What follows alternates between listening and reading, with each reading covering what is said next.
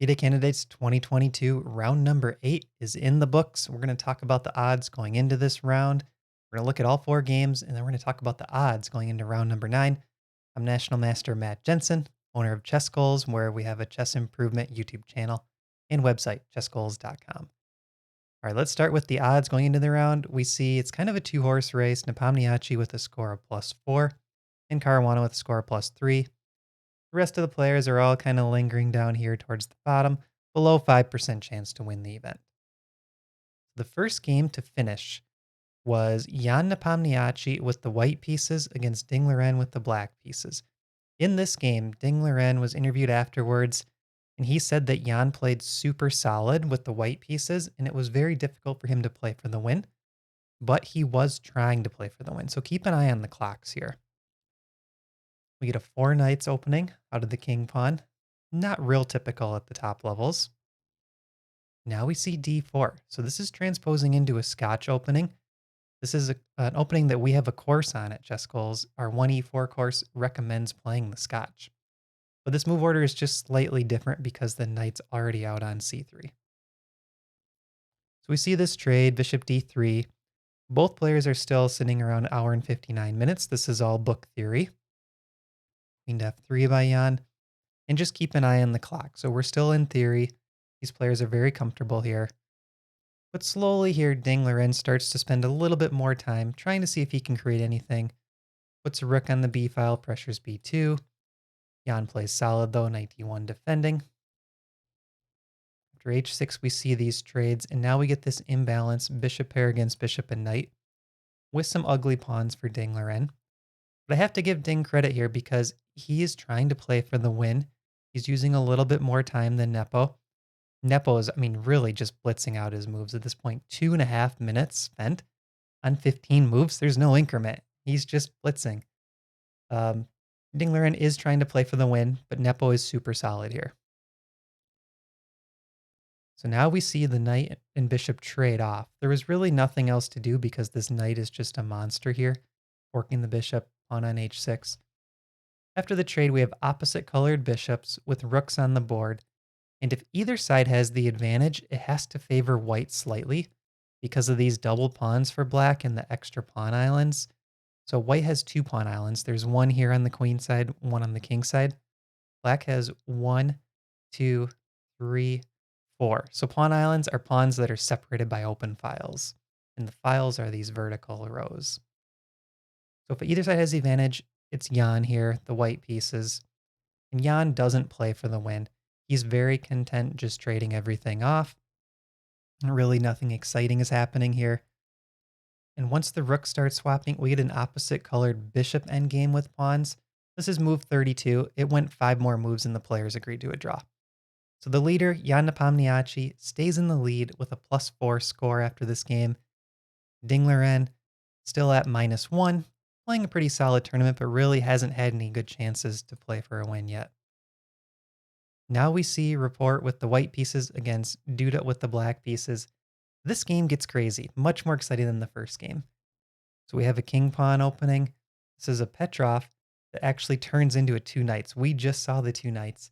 And now we see pawn to g3. This is catching on some popularity lately. It's kind of interesting because you get this kingside fianchetto in combination with the pawn on e4. So I feel like traditionally you would say, well, if the pawn's on e4, bishop on f1 should come out this way. But this can lead to some exciting chess. So both sides are completing their development. They look comfortable on the clocks. Now pawn to b3. So Rapport is kind of saying, okay, I might put the bishop on b2, but I'm also preventing this pawn to a4, which is kind of an annoying move to face.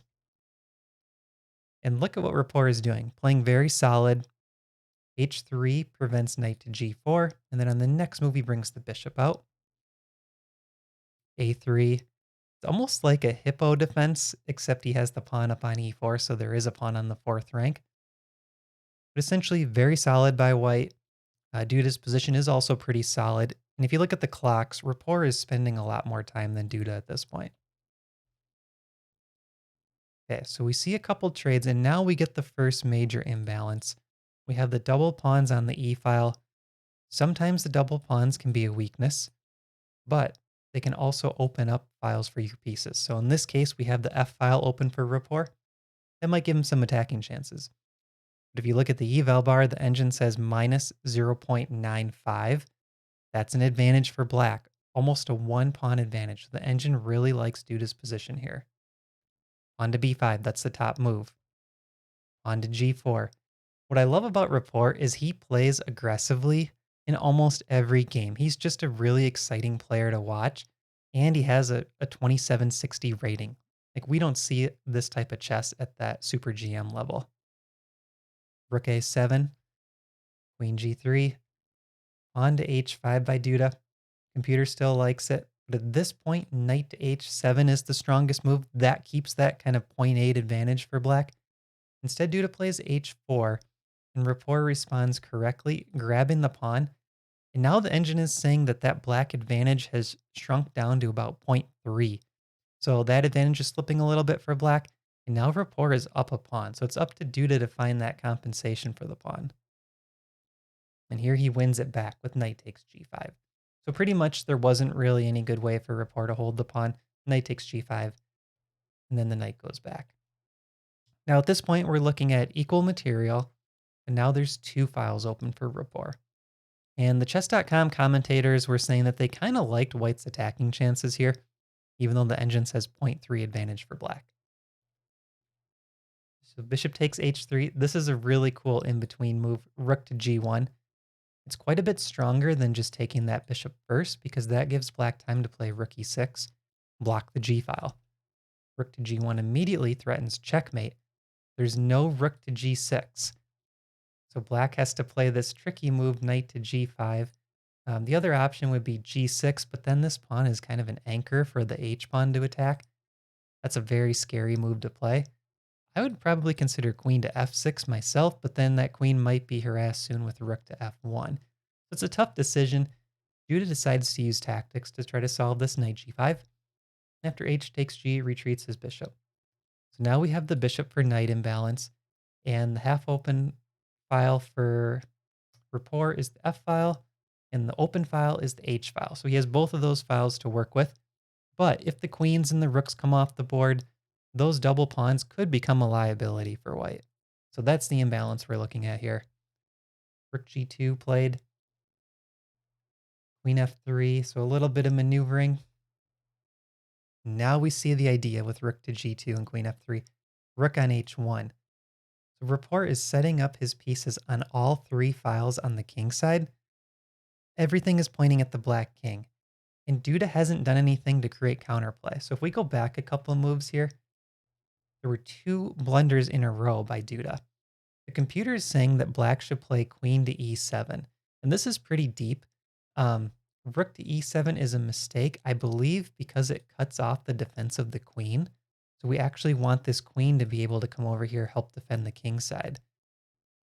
And after g6, this is another blunder according to the computer, rook h1, the king is headed to g1, and if queen comes over to the h file, there's immediate checkmate threats. And this is something that it's not super deep. Like, even though these are super GMs, oftentimes when we have attacks in our own games with this type of position, it's easy to find this idea. Open file, let's just get a rook on that file, get a queen on that file, and try to checkmate the opponent. f5 played, king g1, just going straight forward with the plan. Now, if you look at the clocks, we have 14 minutes for Duda, 19 for Rapport, and we're on move 27. So there's 13 moves to make. We're looking at a minute per move, definitely less than 2 minutes per move for both players. And Duda here plays pawn to b4. Look at that eval bar. It spikes to +7. And I was watching the commentary live. The commentators had their minds blown. How does Duda play pawn to b4 here, knowing that Rapport is just trying to checkmate you on the h file with a simple queen h3, queen h8, queen f6, rook h8 mate? I mean, this is just common sense tactics down the h file. Rapport needs to play Duda needs to play rook to f8 here, rook to g7, and try to run the king out with those rooks shielding the king. So now e takes f5 was played, and after g takes f, knight to e4, chess.com, brilliant move. And this might be what Duda missed. In this position after b4, queen to h3 immediately is not the best move because rook to g7 actually holds the position for black. It's very close to equal. The king is able to run. I think Duda missed the two brilliant moves in a row, according to chess.com. E takes f5, first brilliancy, and then knight to e4, second brilliancy. And this was a resignation by Duda right on the spot. So what happens if f takes e4?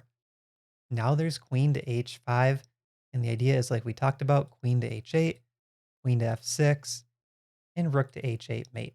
And there's actually zero defense for black. There's no way to stop it, and the open f file is causing an additional problem because the other rook can come over there. So what a game by Rapport. Gets back onto an equal score. Hikaru also has an equal score, so at this point he's tied for third place with Hikaru, right behind the two leaders. Now we move on to the battle between the two Americans. Hikaru Nakamura with the white pieces, Fabiano Caruana with the black pieces. Hikaru is at an equal score. Fabiano has +3 going into this game. Let's see what happens.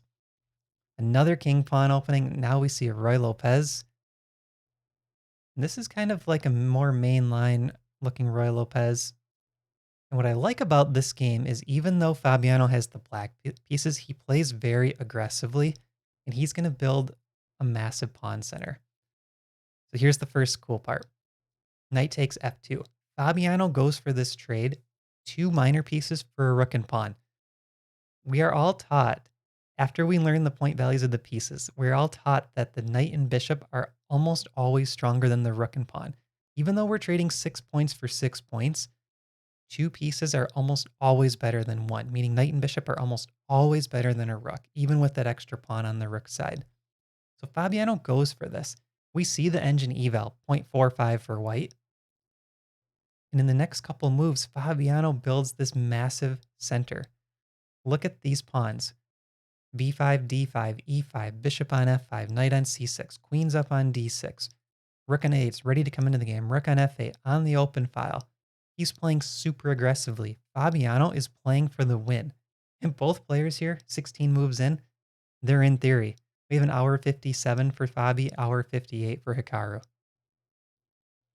So now coming up in a few moves, Fabiano gets his C pawn up to the 5th rank. Look at this 5th rank row of pawns. When I first tuned into this game, I didn't see the beginning portion of it. I actually thought the colors were reversed. I thought Hikaru had black and he was playing this aggressively. It's actually Fabiano, who doesn't necessarily need the win yet in this tournament, especially with the black pieces. He's playing for a win with black. This is really impressive. Knight to g3. We haven't seen any deep thinks until this move, bishop to d3. So Fabiano is trying to figure out, how can I keep pushing these pawns? How do I get those pawns to move ahead and create a passed pawn? Once black has a passed pawn, that's when he can start to press for the win. Queen d2, c4.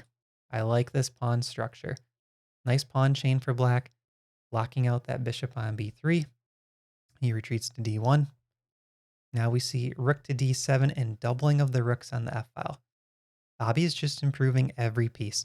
And Fabiano, in my opinion, coming into this round, he had played the best chess in the tournament.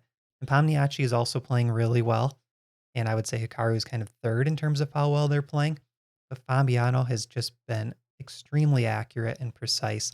And he hasn't been gifted as many wins as Jan. In a way, Jan's been a little bit luckier, I think, in terms of getting wins. Now knight h1 by Hikaru, e4, and I think Fabiano here is feeling confident. It doesn't feel like he's going to lose this position. Look at how passive white's pieces are. Everything is just trapped back here on the back 3 ranks. So now after knight to c5, though, we see the first blunder by Fabiano. The best move here is pawn to h5, and the reason why is because if Fabiano doesn't play h5, Hikaru is going to play h5. It's a little above my skill level to understand why h5 is so critical, but I think the problem is if white gets h5, this pawn actually slows down the kingside play that black has. So black wants to play h5 to try to cramp white's position a little bit and keep the kingside play alive.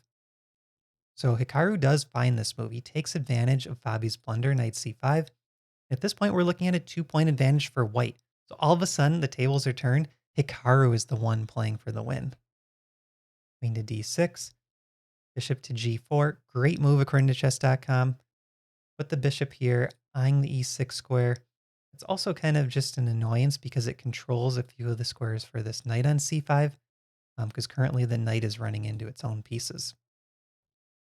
On to h6, queen e3, and a queen trade offered by Fabiano.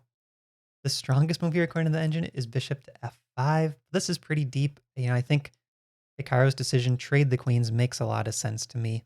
He's just trying to grind out this endgame, having the 2 pieces for the rook. So now knight to e6, forcing another trade. What I really appreciate about Hikaru's play is he's showing his endgame expertise. Round after round in this tournament, Hikaru has done a very good job showing that he understands how to break down complex middle game positions to get to endgame positions that he likes. That's what he's doing here. He's playing in a very low risk style and just trading things down, eliminating Fabiano's chances for counterplay. So here's one pawn back that Fabiano just won, or Hikaru, excuse me. Bishop c6, and now bishop to d4. Puts the bishop on a very strong long diagonal and starts bringing this knight back into the game. So at this point, there's something very interesting here. At first glance, it looks like maybe he could take on d3 and start swapping down to play for the win. But the problem is, if this pawn lands on d3, in a way, it's sort of a fortress, and it's really hard to break. Just for example, let's say knight takes e3 on d3, e takes d3, and bishop to f3. Rook takes f3 could actually be played, and after pawn takes, rook takes, bishop and rook is not going to be enough to win this for white. Black is completely holding the position. And even if white has a pawn sitting on g3 with the defense of the king, it's very close to a fortress for black because the pawn on d3 is so far advanced and it's protected long term that there's no easy way for the king to get over here and help, meaning the rook has to constantly babysit this pawn, and the bishop alone can't attack any of these pawns on light squares. So we're very close to this fortress scenario. And Hikaru spent 5 minutes here to play pawn to b4. I think that's a really nice decision. The idea is he wants to play a4 and chip away at these pawns on the light squares with this bishop still here. So he kind of put the brakes on going for all the trades, knowing that he needs to keep some winning chances on the board. h5, a4, takes, h4. So Fabi's going for some counterplay on the king side. He does have 2 versus 1 over here. Maybe he can create an additional passed pawn. Rook a2. And this is a nice decision. Bishop to d1. It's actually the only move in the position. If king takes g2 is played, rook to f3 by black, and the position is very close to equal, actually. It's pretty deep. There's ideas of like bishop to f1 check if the knight moves off of f2. Yeah, this is just kind of crazy. The best move is knight to d1. Wow. And that bishop is under fire. Pawn's ready to push up the board. Okay, so bishop d1 played, using this pawn as a shield. Rook f6, bishop g4. Look at what Hikaru's doing. He just tries to keep improving every piece. Each piece has a job. The passed pawns are blockaded. And he's just going to work, trying to slowly improve his pieces and create some play against the black pawns. Now he takes g2 back, marches his king up the board. This is just textbook endgame technique by Hikaru. Cuts off this rook, so the rook is not coming anywhere down the d file. Now he just needs to blockade this pawn again. So I envision his knight coming to e3 soon. And there we go. So the knight's on e3, blocking this pawn. This pawn's not doing anything. This pawn's not doing anything. This pawn is not doing anything. And look at the black pieces. They're all on the d file, and they're all just kind of stuck, not doing much. What a game by Hikaru so far. All 3 of these pieces are doing a good job. And this rook is ready to come into the game next. And the king is actually leading the charge as well. Okay, so now at this point, we see rook takes f5 by Fabiano. He just was running out of squares for his rooks. He tries to get his passed pawn as far as possible. But Hikaru, very calm and collected, just plays bishop back, guarding the square. We're looking at a +7 eval. Fabi's still going for tricks, but if you look at the clock, he has 3 minutes left to Hikaru's 31 minutes. G5, and Hikaru says, I'm not falling for any tricks. Not going to take G5 with rook E5, check, forking. We'll just put the king back. So the king blocks this pawn, the bishop blocks this pawn. Rook's ready to take on A6 at some moment.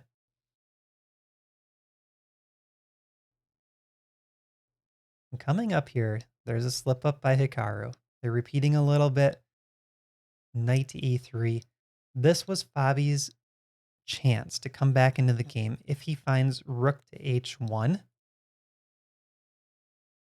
hitting the bishop, threatening rook to F1 check, and if knight takes, make a queen.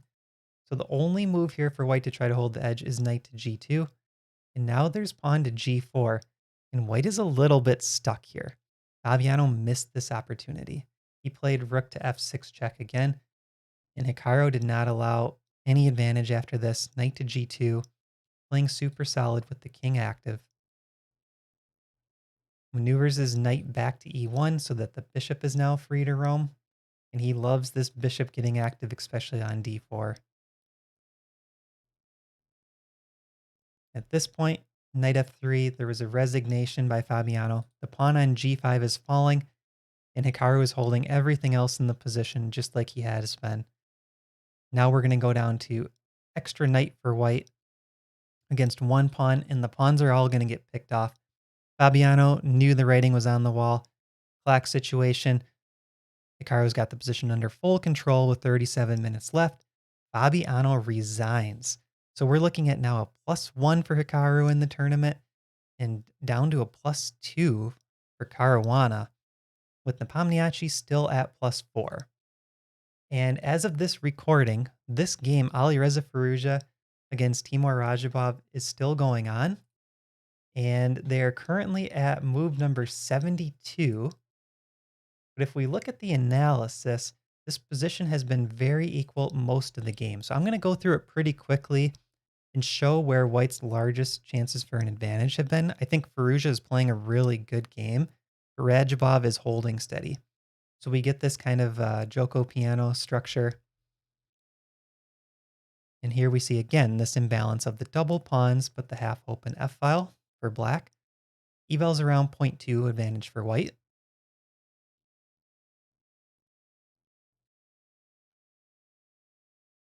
And the interesting thing here is look at the clocks. These guys are down to 3 minutes each. We're only 17 moves in. They have 23 moves to make to reach time control with 3 minutes. Oh, I'm sorry. The 3 minutes are from the live game. So the game's not over, so the clocks aren't updating. Sorry about that. Okay. I was going to say these guys have been having both issues playing quickly enough. All right, so let's keep fast forwarding a bit. A lot of maneuvering with the knights and the queens. And coming up right here, inaccuracy. This is the best chance for Firouzja to play for an advantage with pawn to c4. So ignore those clocks completely. That's from the live game. Pawn to c4. The idea is let's trade c for b from the white side and push this a pawn up, create a passer. Firouzja missed this chance though. He plays queen to d1, knight back to f6. And really there was no big advantages for white, but he's just holding this like 0.2 advantage the whole game. A lot of maneuvering, a lot of back and forth. No huge changes to discuss though. And let me get you to the game position. So we have queen, rook, and knight each with some pawns. We see that Firouzja has healthy pawns in the sense that none of them are doubled. We're equal on material. And definitely Firouzja is the one playing for a win. He's trying to grind out Radjabov, especially with the low clocks. And this eval is 0.6 at this point. And after this game, we're going to look at the odds, by the way. Pawn to G4. This is the current position. It's still 0.6 for Firouzja. So I've assumed this game is a draw going into the upcoming odds, but if it needs updating, I will show it before at the beginning of tomorrow's recap. So let's just assume they draw. I think that's very likely from this moment. Just queen, rook, and pawns only. Checking out the odds after this game. Nepomniachtchi, with that score +4, is really running away with things. And let me pull the exact numbers for you guys. So we have Nepomniachtchi with 58% up here at the top. And we have Caruana at 25%.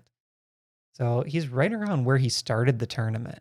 He went up for a while, but with Nepo winning so many games, it's really hard to keep pace. If you would have asked him going into the tournament, would you like to be +2 through 8 rounds?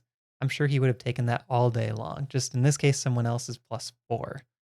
And here's Nakamura with his +1. He is at 7% chance to win the tournament. It sounds low, but there is definitely a chance, 7%. And coming up tomorrow, we have Caruana against Nepomniachtchi.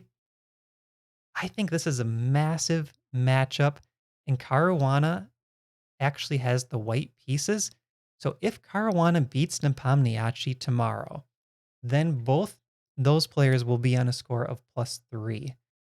And if Hikaru can win his game when those two are on +3, that means Hikaru goes to +2, and he's only 1 point behind the leaders. So this 2-horse race could easily change tomorrow if Caruana beats Nepomniachtchi. So stay tuned for that. I'm super excited for tomorrow's round. We will do another recap.